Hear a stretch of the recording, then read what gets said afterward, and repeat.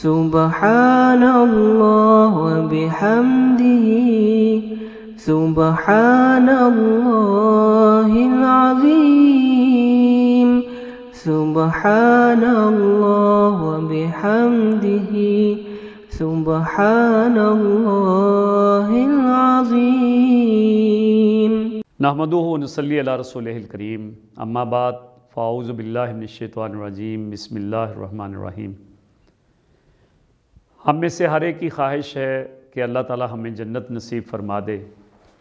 اور ہم سے راضی ہو جائے۔ وہ جنت جو نعمتوں بھری ہے اور جو مومنین کے لیے تیار کی گئی ہے، جو مومنوں کا استقبال کرنے کے لیے موجود ہوگی، اور کل قیامت کے روز وہ لوگ جو کہ ایمان والے ہوں گے وہ جنت کی طرف جو ہے الی الجنت زمرا، گروہ در گروہ ان کو جنت کی طرف بڑے عزت اور اکرام سے فرشتے لے کر جا رہے ہوں گے، اور ان کا استقبال قالوا سلام سے جو ہے وہ کیا جائے گا۔ سلام قولا من رب الرحیم، ان کے لیے اللہ پاک کی طرف سے توشہ ہوگا کہ ان کو اللہ پاک کی طرف سے سلام جو ہے پہنچایا جائے گا ان لوگوں کو جو کہ جنت میں داخل ہونے والے ہوں گے۔ لیکن کچھ لوگ ایسے بدبخت ہیں جو اس جنت سے محروم ہوں گے، اور یہ ایک بہت بڑی تعداد ان لوگوں کی ہوگی جو اللہ کے حکموں کی نافرمانی کرنے والے ہوں گے۔ اللہ کے رسول صلی اللہ علیہ وسلم کا ایک فرمان عالی شان حضرت جابر رضی اللہ تعالیٰ عنہ نے بیان فرمایا کہ ایک دن ہم حضور صلی اللہ علیہ وسلم کے ساتھ جو ہے مجمع میں موجود تھے، تو رسول اللہ صلی اللہ علیہ وسلم تشریف لائے اور آپ نے خطبہ دیا۔ اس میں فرمایا مسلمانوں اللہ سے ڈرو اور رشتہ داروں کے حقوق ادا کرو۔ پہلی بات جو اللہ کے رسول صلی اللہ علیہ وسلم نے ارشاد فرمائے کہ اپنے رشتہ داروں کے حقوق، اور یہ نہایت اہم وہ معاملہ ہے کہ جو صلہ رحمی کا معاملہ ہے، اپنے اعزاء اقربا کے ساتھ حسن سلوک کا معاملہ ہے، اس کی طرف اللہ کے رسول صلی اللہ علیہ وسلم نے توجہ دلائی۔ اور یہ وہ حقوق العباد میں بہت بڑی ایک جو حد ہے جو اللہ کے رسول صلی اللہ علیہ وسلم نے جس کا حکم فرمایا ہے وہ رشتہ داروں کے ساتھ اچھا سلوک ہے، اور اس کا حکم اللہ کے رسول صلی اللہ علیہ وسلم نے فرمایا۔ اور یہ بھی فرمایا کہ صلہ رحمی کا ثواب اور انعام بہت جلد حاصل ہوتا ہے، بہت جلد بندہ مومن کو اس کا جو ہے ظاہر ہے کہ ایک تو دنیا کے اندر اس صورت میں کہ ایک اچھا معاشرہ، ایک اچھی معاشرت، رشتہ داروں کے ساتھ اچھا تعلق، اور اس کا دوسرا ایک نتیجہ جو ہم سمجھ سکتے ہیں وہ یہ، آج ہم دوسرے کے ساتھ حسن سلوک کریں گے اپنے دوسرے رشتہ داروں کے ساتھ، وہ رشتہ دار ہمارے ساتھ حسن سلوک کریں گے، گویا دنیا میں ہی ہمیں اس کا صلہ ملنا شروع ہو جاتا ہے، اور آخرت میں تو اس کا صلہ یقیناً اللہ کے ہاں محفوظ ہے۔ تو اللہ کے رسول صلی اللہ علیہ وسلم نے جو ہمیں حکم دیا کہ اپنے رشتہ داروں کے ساتھ حسن سلوک کرو، یہ ایک اچھی معاشرت کی نشانی ہے۔ یقیناً اس کے نتیجے میں ایک اچھا معاشرہ جو ہے وجود میں آتا ہے۔ اور دوسری بات جو اللہ کے رسول صلی اللہ علیہ وسلم نے فرمائی وہ یہ کہ ظلم اور سرکشی سے بچو۔ ظلم یہ ہے کہ جس کا جو حق ہے وہ اس کو ادا نہ کرنا، اور سرکشی یہ ہے کہ اللہ کے حکموں سے جو ہے وہ سرتابی کرنا اور اس سے دور ہٹ جانا۔ تو گیا اس سے اللہ کے رسول صلی اللہ علیہ وسلم نے منع فرمایا ہے، اور ان میں سب سے بڑا ظلم جو ہے وہ شرک ہے، اور شرک کے علاوہ معاشرے میں جو عدل کے خلاف جو بھی کام ہوگا وہ ظلم کے زمرے میں جو ہے وہ شمار ہوگا۔ اس لیے ہر قسم کے ظلم اور سرکشی سے بچنا یہ لازم ہے، اور اس لیے کہ اس کی سزا اللہ کے رسول صلی اللہ علیہ وسلم نے فرمایا کہ اس کی سزا بھی بہت جلد جو ہے وہ مل کر رہتی ہے۔ اور تیسری بات اللہ کے رسول صلی اللہ علیہ وسلم نے فرمائی کہ خبردار والدین کی نافرمانی مت کرنا۔ تو گویا یہ وہ موضوع ہے جو اکثر حدیث کے اندر اسی انداز میں آیا ہے کہ والدین کے ساتھ حسن سلوک اور ان کے ساتھ اچھا برتاؤ کرنے کا حکم، اس لیے کہ اللہ کے رسول صلی اللہ علیہ وسلم نے فرمایا کہ جنت کی خوشبو باوجود اس کے کہ اس کی لپٹ 1000 سال کی مسافت تک جاتی ہے، لیکن بخدا اتنی تیز خوشبو سے بھی وہ شخص محروم رہے گا جو والدین کا نافرمان ہوگا، نعوذ باللہ من ذالک۔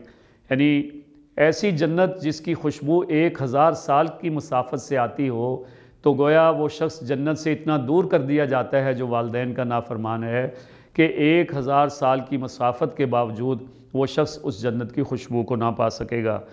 اور فرمایا کہ اور رشتہ داروں کے حقوق برباد کرنے والا ہو تو ایسا شخص بھی جنت کی خوشبو سے جو ہے محروم رہے گا، جو اپنے اعزاء اقربا کے ساتھ جو ہے جس کے تعلقات خراب ہوں گے۔ لیکن آج ہم دیکھ رہے ہیں کہ ہمارے اپنے معاشرے کے اندر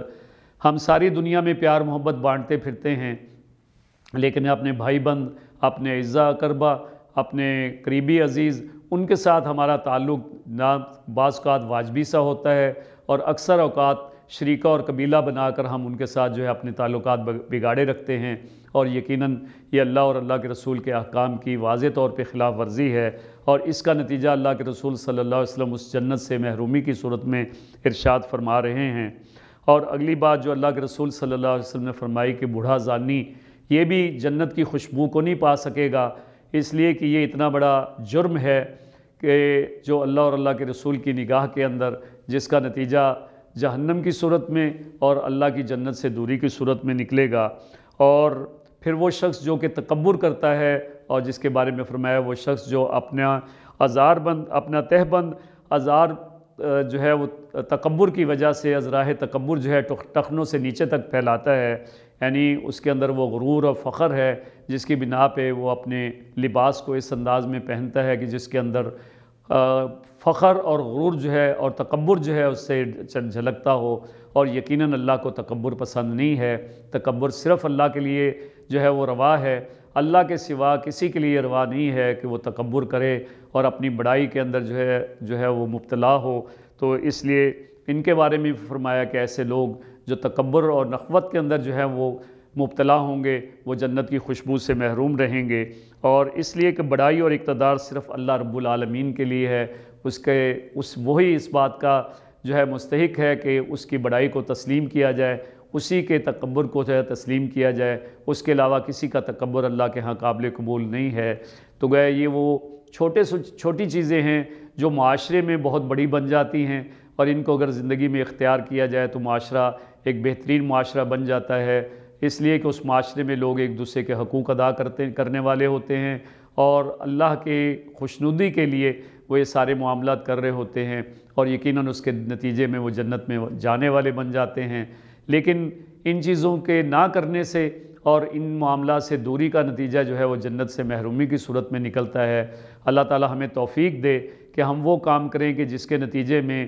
ہم جنت میں جانے والے بن جائیں اور اللہ کی خوشنودی حاصل کرنے والے بن جائیں، اور ان تمام کاموں سے بچیں جس کے نتیجے میں اللہ کی ناراضگی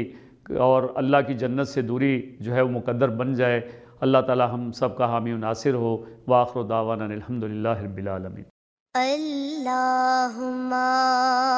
صلی علی سیدنا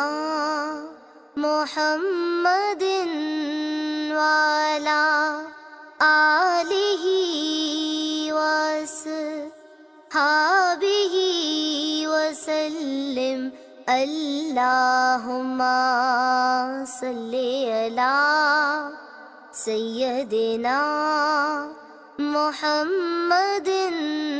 وعلی